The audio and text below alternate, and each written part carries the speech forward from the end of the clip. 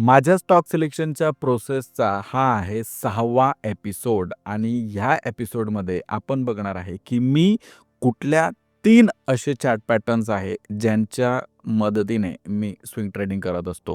म्हणजे पर्सनली सगळ्यात जास्त जर मी कुठले चार्ट पॅटर्न वापरत असेल, तर हे 3 असे चार्ट पॅटर्न्स आहेत, की ज्याचा वापर करून मी स्विंग ट्रेडिंग करत असतो. आता याच्या आधीच्या एपिसोडमध्ये तुम्ही बघितलं असेल, की कशा पद्धतीने स्टॉक शोधायचे, कशा पद्धतीने फंडामेंटल एनालिसिस करायचं, कशा पद्धतीने टेक्निकल एनालिसिस करायचं, त्याच्या सगळेच बारकावे जे आहेत ते आपण आपल्या आधीच्या एपिसोडमध्ये बघून घेतले. या एपिसोडमध्ये त्या सगळ्या टेक्निकल एनालिसिस, त्या फंडामेंटल एनालिसिस ते सगळं करून झाल्यानंतर मग आता जेव्हा आपण टेक्निकल एनालिसिस करतोय कुठल्याही स्टॉकचं, ते टेक्निकल एनालिसिस करत असताना तो जो चार्ट आहे एखाद्या स्टॉकचा, तो कशा पद्धतीने बनलेला आहे, कुठला चार्ट सेटअप बनलेला आहे आणि आपण त्या स्टॉकमध्ये ट्रेड घ्यायला पाहिजे की नाही, हे आपण डिसाईड कशा पद्धतीने करायला पाहिजे, ते पण थोडक्यात मी ऑलरेडी सांगितलंच आहे. पण जेव्हा एखाद्या स्टॉकमध्ये हे 3 सेटअप जे आता हे पॅटर्न जेव्हा मी आता तुम्हाला पुढे सांगणार आहे, हे 3 पॅटर्न जेव्हा मला पर्सनली एखाद्या स्टॉकमध्ये दिसतात, तेव्हाच मी त्या स्टॉकमध्ये ट्रेड करत असतो. आता इथून पुढे जे काही पण समजा मी एखाद्या स्टॉकचं नाव घेतोय किंवा काय, ते एक छोटंसं डिस्क्लेमर आहे. इथे बोलले जाणारे स्टॉक, दाखवले जाणारे स्टॉकबद्दल मी कोणालाही बाय किंवा सेलचं रिकमेंडेशन देत नाही. हे फक्त आपण एक शिकण्यासाठी, की कशा पद्धतीने त्याचे चार्ट पॅटर्न्स बनत असतात, कशा पद्धतीने त्याचे सेटअप्स बनत असतात, कुठला सेटअप बनला तर आपण कशा पद्धतीने प्लॅन करत असतो. या सगळ्या गोष्टी ज्या आहेत तुम्हाला मी या व्हिडिओमध्ये सांगणार आहे. तुम्ही जर आधीचे व्हिडिओ बघितले नसतील, डिस्क्रिप्शनमध्ये प्लेलिस्टची लिंक आहे किंवा इथे वरती तुम्हाला प्लेलिस्टची लिंक मिळून जाईल. ते व्हिडिओज जाऊन बघा. त्याच्यामध्येही आपण बऱ्याचशा गोष्टी फंडामेंटल, टेक्निकल आणि स्टॉक सिलेक्शनबद्दल सांगितले. तर तुमचा जास्त वेळ न घेता डायरेक्ट आपण जाऊया आपल्या लॅपटॉपच्या स्क्रीनवर आणि तिथे तुम्हाला माझे फेव्हरेट 3 असे चॅट पॅटर्न कोणकोणते ते मी तुम्हाला दाखवून देतो. तर हे जे 3 चॅट पॅटर्न्स आहेत, यातला पहिला जो चॅट पॅटर्न आहे, सगळ्यांनाच तुम्ही जर माझे व्हिडिओ बघताय तुम्हाला माहिती असेल, तो म्हणजे की कप अँड हँडल पॅटर्न. आता जेव्हा एखादा स्टॉक त्याचा काही महिन्यांचा किंवा वर्षांचा किंवा लाईफटाईम हाय जेव्हा ब्रेक करतो, त्यावेळेस आपण त्या स्टॉकमध्ये ट्रेड घेत असतो. आता सगळ्यात पहिली गोष्ट आपण त्या स्टॉकमध्ये काय बघतो, की तो जो स्टॉक आहे, त्या स्टॉकमध्ये अशा पद्धतीने एक पॅटर्न बनलेलं दिसलं पाहिजे. हा छोटासा कप आणि हा त्याचा हँडल तुम्हाला इथे दिसत असेल. जेव्हा एखादा स्टॉक हा त्याचा आहे एक 52 वीक हाय असेल किंवा हा त्याचा लाईफटाईम हाय असेल किंवा आतापर्यंत समजा एक 2 इयर, 3 इयरचा हाय असेल आणि त्याच्यानंतर तो हाय मारल्यानंतर तो जो स्टॉक आहे, तो स्टॉक अशा पद्धतीने खाली इथे कन्सोलिडेट केलाय. आता हे कन्सोलिडेशन झाल्यानंतर त्या स्टॉकने काय केलं, हा जो त्याचा हाय होता, या हायजवळ त्याने परत एक वेळेस तो इथे येतो आणि तिथून येऊन तो जो स्टॉक आहे तो रिटेस्ट करतो. थोडासा तिथे प्रॉफिट बुकिंग होते आणि प्रॉफिट बुकिंग झाल्यानंतर कारण काय होतं, एकतर ह्या सेटअपमध्ये किंवा ह्या अप ट्रेंड जेव्हा सुरू झाला तेव्हा असेल किंवा थोडासा ब्रेकआउट झाला तेव्हा असेल, असे बरेच लोकं काही इन्व्हेस्टर्स आहेत किंवा जे कोणी पण रिटेल इन्व्हेस्टर आहे किंवा ज्याच्याही काही वेगवेगळ्या पद्धतीचा पॅटर्न बनत असेल, ते लोकं या स्टॉकमध्ये आपला ट्रेड जो आहे तो घेत असतात आणि जेव्हा तो स्टॉक त्याच्या लाईफ हायला किंवा त्याचा 52 वीक हायला अशा पद्धतीने तो एक टच करतो. बघा ही एक लाईन मी ड्रॉ करून ठेवली. ही काय आहे? ही त्या स्टॉकची रेझिस्टन्स लाईन आहे. हा त्याने इथे हाय मारला होता. त्याच हायला कनेक्ट करून मी पुढे एक रेझिस्टन्स लाईन जी आहे ती ड्रॉ करून ठेवली. ते आपण सपोर्ट आणि रेझिस्टन्स जे आहे ते पण आपण पुढे बघणारच आहे. त्याच्यामध्ये आपण कशा पद्धतीने लावायचं हे तुम्हाला मी नेक्स्ट पुढच्या एपिसोडमध्ये सांगणारच आहे. तर ती मी ड्रॉ करून ठेवली. आता आपण काय करतो, की जेव्हा तो स्टॉक इथून खाली आला थोडासा डाउन ट्रेंडमध्ये आल्यानंतर काही महिन्यांसाठी, काही आठवड्यांसाठी तो स्टॉक अशा पद्धतीने कन्सोलिडेट करतो, की तो हा जो बॉक्स आहे, या बॉक्सचा बाहेर जात नाही. सेम या रेंजमध्ये ट्रेड करतोय आणि त्याच्यानंतर काय होतं, की त्याचा जो लाईफ हाय आहे, हा इथे तुम्हाला लाईफ हाय, हा त्याचा लाईफ हाय. या लाईफ हायला एक वेळेस तो टच करतो. आता कोणताही स्टॉक डायरेक्ट इथे आल्यानंतर त्याचा लाईफ हायला किंवा 52 वीकला आल्यानंतर समजा इथून तो कन्सोलिडेट करून असा खाली येतोय, तो इथून डायरेक्ट असा वरती जात नाही. बरोबर?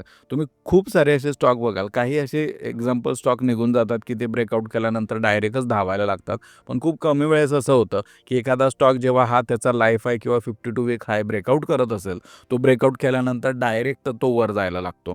तर तो काय करतो, तिथे आल्यानंतर थोडीशी प्रॉफिट बुकिंग होते. प्रॉफिट बुकिंग झाल्यानंतर मग तो स्टॉक थोडासा कन्सोलिडेट करतो. एक अशा पद्धतीने त्याचा कप अँड हँडलचा पॅटर्न बनताना दिसतो आपल्याला आणि नेक्स्ट जेव्हा परत सेकंड टाईम तो जो स्टॉक जेव्हा ब्रेकआउट दिल्यानंतर वरच्या साईडला ही जी ट्रेंड याची आपण रेजिस्टन्स लाईन ही ड्रॉ करून ठेवली आहे.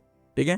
ही रेजिस्टन्स लाईनला ब्रेक केल्यानंतर चांगल्या व्हॉल्यूमसोबत, आता इथे व्हॉल्यूमचं मी ऑलरेडी लास्ट एपिसोड टाकलेलाच आहे, 5वा एपिसोड तो बघून घ्या. त्याच्यामध्ये व्हॉल्यूमबद्दल आपण सगळ्या गोष्टी डिस्कस केल्या आहेत. जेव्हा तो स्टॉक चांगल्या व्हॉल्यूमसोबत ब्रेकआउट देतो, तर ब्रेकआउट दिल्यानंतर मग आपण प्लॅन करतो त्या स्टॉकमध्ये ट्रेड करण्यासाठी. आता एंट्री आणि एक्झिट कधी करायचं, कसं करायचं ते पण मी तुम्हाला नेक्स्ट सांगणारच आहे. आता माझे जे काही पण फेवरेट पॅटर्न आहे त्याच्यावर आपण डिस्कस करून घेतोय. आणि इथे तुम्ही बघाल की मग आपण जेव्हा पण एंट्री घेतो, ते एंट्री घेताना एक गोष्ट लक्षात ठेवायचं, तुम्ही जर एखादी एंट्री घेताय तर तुम्ही त्यामध्ये स्टॉप लॉस आणि टार्गेट लावणं, टार्गेट तर चला ठीक आहे, पण स्टॉप लॉस लावणं अनिवार्य आहेच आहे. तुम्ही जर स्टॉकमध्ये एंट्री घेताय तर तुम्हाला स्टॉप लॉस लावायचा आहे. रिस्क मॅनेजमेंट कशी करायची त्याच्यावर पण पुढच्या एपिसोडमध्ये मी तुम्हाला सांगणारच आहे.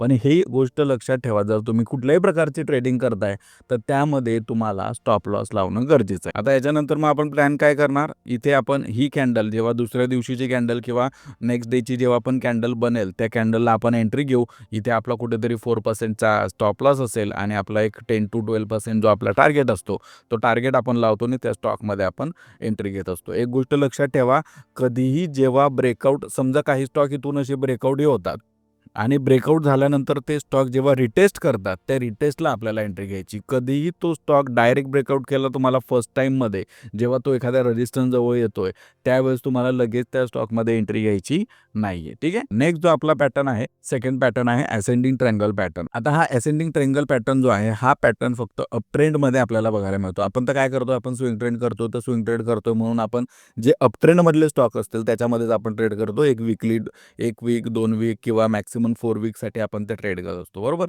तर एखादा स्टॉक जेव्हा त्याचा अप ट्रेंड सुरू करतो, अप ट्रेंड सुरू केल्यानंतर थोडासा रिकव्हरी देतो, पुलबॅक देतो ज्याला आपण म्हणतो. त्याच्यानंतर तो परत थोडासा वर जातो आणि त्याच्यानंतर तो परत थोडासा पुलबॅक देतो आणि पुलबॅक दिल्यानंतर अशा पद्धतीने त्याचा एक छोटासा पॅटर्न जो आहे तो बनताना आपल्याला दिसतो. हा त्याचा इथे सपोर्ट बनतोय, हा त्याचा आहे रेजिस्टन्स. ठीक आहे. अशा पद्धतीने बनताना दिसतोय. तर जेव्हा तो इथून येऊन मग अशा अशा पद्धतीने त्याचा जो हा रेजिस्टन्स आहे, हा रेजिस्टन्स म्हणजे ही वरची जी लाईन आहे, ही वरची लाईन जेव्हा तो ब्रेक करेल, ठीक आहे. ही वरची जी लाईन, समजा आता हिला आपण ग्रीन करून देऊया. ही वरची लाईन जेव्हा तो ब्रेक करेल, त्याच्यानंतर आपण त्या स्टॉकमध्ये ट्रेड घेणार आहे. जोपर्यंत एखादा स्टॉक आपला या सपोर्ट आणि रेजिस्टन्सच्या मध्येच फिरतोय, तोपर्यंत त्या स्टॉकमध्ये एंट्री घ्यायची नाही. जर तो स्टॉक आपला हा सपोर्ट आहे समजा, या सपोर्टला ब्रेक करून जर खाली येतोय, तर त्या स्टॉकमध्ये आपण ट्रेड नाही करणार. जेव्हा एखादा स्टॉक या रेजिस्टन्सला ब्रेक करतोय आणि वरच्या साईडला येतोय, तेव्हा आपण इथे एंट्री घेऊ. ही एक गोष्ट लक्षात ठेवा. तर हा एक फ्लॅग पॅटर्नचाच एक पॅटर्न आहे, एक्झाम्पल आहे असेंडिंग ट्रायंगल पॅटर्न. तर तुम्ही याला फॉलो करू शकता. अजून पण बरेचसे एक्झाम्पल मी आपल्या या जो हा व्हिडिओ आहे, या व्हिडिओमध्ये मी सांगितलंय की याचे 3-4 अजून वेगवेगळे पॅटर्न असतात. तो व्हिडिओ जर तुम्ही बघितला नसेल, तर तो व्हिडिओ तुम्ही बघून घ्या. हा एक पॅटर्न होता. त्याच्यानंतर थर्ड आणि शेवटचा जो आपला पॅटर्न आहे, तो म्हणजे की पुलबॅक पॅटर्न किंवा पुलबॅक स्ट्रॅटेजी. हे याच्याबद्दल तर ऑलरेडी मी बरेचसे व्हिडिओ पण बनवलेत. एकतर मी मोस्टली तर मी त्या व्हिडिओमध्ये पण सांगितलं की मी आपला जो कप अँड हँडल पॅटर्न आहे आणि पुलबॅक स्ट्रॅटेजी आहे, याच्यामध्ये मी सगळ्यात जास्त जे आहे माझे ट्रेड घेत असतो. आता इथे एक स्टॉक आहे, जो स्टॉक आपला एक अप ट्रेंडमध्ये सुरू आहे. अप ट्रेंडमध्ये सुरू असताना तो थोडासा कन्सोलिडेट करतो. कोणताही स्टॉक असेल, तो एक आपल्याला क्लिअर होऊन गेलं की बाबा डायरेक्ट तो स्टॉक असा अप ट्रेंडमध्ये डायरेक्ट वर जायला लागला वगैरे असं तर होतच नाही. तो पहिले थोडासा अप ट्रेंडमध्ये जातो. अप ट्रेंडमध्ये गेल्यानंतर मग थोडासा कन्सोलिडेट करतो किंवा पुलबॅक देतो आणि पुलबॅक दिल्यानंतर परत त्याची सेकंड रॅली जी आहे ती सुरू होते. तर जेव्हा एखादा स्टॉक अशा पद्धतीने अप ट्रेंडमध्ये असेल आणि अप ट्रेंडमध्ये जेव्हा तो त्याचा बेस बनवतो, याला आपण बेस पण म्हणतो, ठीक आहे. हा एक त्याचा बेस बनवतो, म्हणजे थोडंसं कन्सोलिडेशन होतं. काही लोकं प्रॉफिट बुकिंग करतात. मग तो स्टॉक जो आहे काही दिवसांसाठी त्याच सेम रेंजमध्ये फिरत असतो आणि जेव्हा ती रेंज, समजा ही एक्झाम्पल त्याची रेंज आहे, ही रेंजला जेव्हा तो ब्रेक करतो, तर ह्या ठिकाणी आपण त्याच्यामध्ये एंट्री करतो. हा एक त्याचा रेंज ब्रेकआउट जेव्हा होतो, तेव्हा आपण त्याच्यामध्ये एंट्री करतो. दुसरं काय, जेव्हा रेंज ब्रेकआउट करतो, रेंज ब्रेकआउट केल्यानंतर आता याच ठिकाणी बाय करायचं असं नाही. जेव्हा तो रेंज ब्रेकआउट करून थोडासा वर जाऊन जेव्हा पुलबॅक देतो, जसं इथे एक्झाम्पल तुम्हाला दिसत असेल, बरोबर. जसं तो इथून वर गेला, वर जाऊन एखादा स्टॉक असा पुलबॅक देतो. पुलबॅक का देतो? स्टॉक पुलबॅक का देतोय? त्याचं मागचं फक्त एकच कारण आहे, की ज्या पण लोकांनी या ठिकाणी एंट्री घेतली आहे, ज्या ज्या लोकांनी या ठिकाणी एंट्री घेतली त्या सगळ्या लोकांनी त्यांचा एक टार्गेट इथे हिट झाला.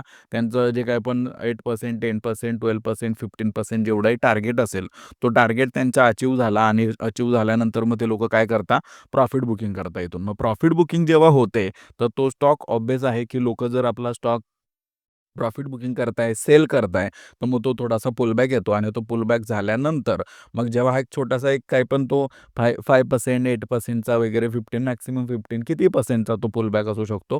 तो पुलबॅक येतो आणि पुलबॅक झाल्यानंतर जेव्हा त्याचा हा पुलबॅक होतो, तेव्हा पण आपण त्या स्टॉकमध्ये एंट्री करू शकतो. एखाद्या स्टॉकमध्ये जेव्हा हा पुलबॅक पॅटर्न जो बेस पॅटर्न जो बनतो, याला व्ही-सी-पी पॅटर्न पण आपण म्हणतो. व्ही-सी-पीचे पण थोडीशी झलक याच्यामध्ये आहे. व्ही-सी-पी पॅटर्नवर पण आपण डिटेलमध्ये डिस्कस करणारच आहे. तर हा पण एक असा पॅटर्न आहे, की स्विंग ट्रेड जर तुम्ही करत असाल, तर मोस्टली म्हणजे असं जर तुम्ही आतापर्यंत जे मी माझे स्टॉक जे सांगितले, माझे जे ट्रेड मी शेअर केले, तर मोस्टली सगळे नोव्हेंबरमधले ट्रेड असे झालेत, की सगळे पुलबॅक पॅटर्नवरच मोस्टली 80% ट्रेड माझे पुलबॅक पॅटर्नवर झालेत आणि 20% ट्रेड मी माझे ब्रेकआउटवर घेतले. तर हे तुम्हाला माझं जर मंथली P&Lचा व्हिडिओ बघितला त्याच्यामध्ये तुम्हाला आयडिया त्याची मिळूनच जाईल. जेव्हा तुम्ही टेक्निकल एनालिसिस करताय, तर स्टॉकला तुम्ही बघा, की त्याने एक अपट्रेंड दिला आहे का? ठीक आहे. त्याचा एक अपट्रेंड. आता अपट्रेंड पण डायरेक्ट असा नसेल. अपट्रेंड पण समजा थोडासा असा असू शकतो. ठीक आहे. पण तो अपट्रेंडच आहे. ठीक आहे. अपट्रेंड दिल्यानंतर मग तो काही दिवसांसाठी कन्सोलिडेट करतोय का? मग समजा तुमच्या वॉच लिस्टमध्ये तो ह्या ठिकाणी जर तो स्टॉक येतोय, तर तुम्हाला काय करायचंय त्याला वॉच लिस्टमध्ये ॲड करून ठेवायचंय. वॉच लिस्टमध्ये ॲड करून का ठेवणार आपण? आपण त्याच्यानंतर त्याची रेंज जी आहे ती कॅल्क्युलेट करणार. मग जेव्हा तो अशा पद्धतीने त्याचा रेंजचा ब्रेकआउट करेल, त्या ठिकाणी आपण त्याची एंट्री घेऊ. ठीक आहे. पहिलं. दुसरं आपण काय करू, रेंजचा ब्रेकआउट केला, ब्रेकआउट केल्यानंतर मग थोडासा पुलबॅक देईल. पुलबॅक दिला, त्या पुलबॅकला पण आपण सेकंड एंट्री म्हणजे तुम्ही जर इथे प्रॉफिट बुक केला, तर सेकंड एंट्री तुम्ही सेम स्टॉकमध्ये या ठिकाणी घेऊ शकता. ठीक आहे. या ठिकाणी तुम्ही त्याच्यामध्ये एंट्री घेऊ शकता. कारण एंट्री घेतल्यानंतर पण मग चान्सेस आहे, की तो वरच्या साईडला आपल्याला थोडासा मूव्ह जो आहे तो देऊ शकतो. आता असंही होतं, की समजा ब्रेकआउट जर दिला, ब्रेकआउट दिल्यानंतर सेम हा जो रेझिस्टन्स लाईन आहे, ही रेझिस्टन्स लाईन त्याचा सपोर्ट पण तो घेऊ शकतो. म्हणजे त्याचा सपोर्ट घेण्यासाठी तो खाली येऊ शकतो. मग आपण काय करू अशा वेळेस, या ठिकाणी आपण वेट करू. वेट करायचं. लगेच एंट्री घाई करायची नाही कुठल्याही स्टॉकमध्ये एंट्री घेण्यासाठी. वेट करायचं थोडंसं आणि इथे आपण काय करू, इथे वेट करून आपण बघू, की बाबा इथून तो परत पुलबॅक देतोय का? जेव्हा त्याचा पुलबॅक इथून देईल, तेव्हा आपण परत त्या स्टॉकमध्ये एंट्री घेऊ, आपला स्टॉप लॉस लावू आणि त्याच्यानंतर जो काही पण टार्गेट आपल्याला भेटेल, तिथपर्यंत आपण त्याला कॅरी करू. ठीक आहे? एक गोष्ट लक्षात ठेवा आणि हे पण अजून लक्षात ठेवायचं आहे, की स्टॉप लॉस आणि टार्गेट फिक्स करून ठेवा, काहीही झालं तरी. आता या महिन्यामध्ये असं झालंय, की ऑलमोस्ट माझे 5 मी ट्रेड घेतले होते आणि 5 ट्रेडमधून फक्त एकच माझा प्रॉफिटेबल झालाय आणि 4 ट्रेडचे माझे स्टॉप लॉस हिट झालेत. मार्केट थोडंसं व्हॉलेटाईल आहे आणि मार्केट गडबड थोडीशी चालली आहे, त्याच्यामुळे 4 स्टॉप लॉस हिट झाले. पण ते स्टॉप लॉस हिट झाले माझे, त्याच्यामुळे माझे पैसे पण वाचले. कारण त्याच्यानंतर पण ते स्टॉक अजून बरेच खाली गेलेत, काही वर गेलेत. पण जेव्हा आपण स्टॉप लॉस लावून ठेवतो आपला आणि स्टॉप लॉस लावलेला आहे, त्याचा फायदा आपल्याला काय होतो, की आपलं त्याच्यामध्ये जास्त नुकसान होत नाही. स्टॉप लॉस लावण्यामागचं कारणच ते आहे, की बाबा आपण जर एखादा ट्रेड घेतोय, आपल्याला माहिती नाही त्या स्टॉकबद्दल तो खाली जाईल की वर जाईल. बरोबर? आपल्याला माहिती असतं का कोणीही कोणत्याही स्टॉकबद्दल प्रिडिक्शन देऊ शकत नाही. कोणीही कोणता स्टॉक कशा पद्धतीने वरच्या साईडला जाईल, कोणीही सांगू शकत नाही. ही गोष्ट लक्षात ठेवा.